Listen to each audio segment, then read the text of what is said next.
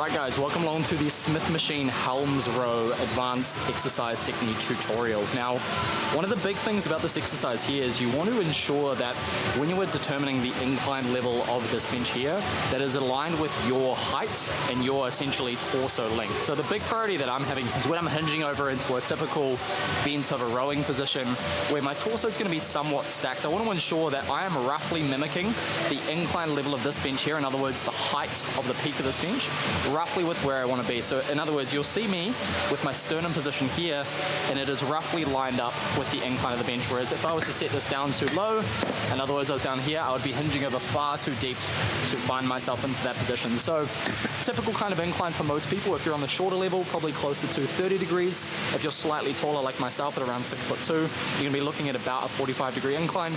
Anywhere between that region is typically a good setup. Now, in conjunction with that, one of the tools that we have in terms of our setup is setting the bar up to ensure that we are in the midline of the bench. So as you'll see here, I've set the bar up pretty much at the top of the bench. I can use the knurling here as a reference to ensure that I have the bench in the middle. What that then means is if I use any of the lines or the knurlings of the bar to ensure that I have a nice even weight distribution through my hands, that I am dead center in the middle of this bar here. So from that position, all I have to do is then unrack it into a much more comfortable starting position, and this already, as you'll see, pulls me down into almost my starting spot. So I'm going to set myself up. The big point of business, or the big point of support for this chest pad, is going to be the bottom bony prominence of your sternum, what is referred to as your xiphoid process. You want to find the bottom bony prominence of your sternum and set that up to the highest level of the bench. So this is going to be me sat here. As you'll hear in my voice, I can still talk with no problem.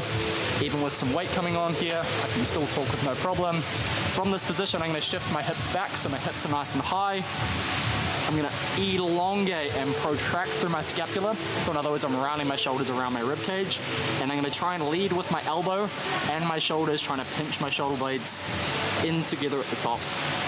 Again, a big focus as the bar comes up high, the pressure building into my chest increases, okay? So big focus on retraction, squeezing the shoulder blades. As I elongate, I'm not just coming to a 90%, I'm coming to a full elongation without excessively rounding at my scapula and rounding at my thoracic. So for a working set, just to very quickly give you guys a bit of a run through, ensure I have my setup. The bench is in the midline of the Smith machine. I've got my height relative to the height of my body, relative to the height of my torso. I'm going to set my hands up in the middle of the bar. I'm going to take my lower sternum down to the incline of the bench. Nice, strong in the unrack.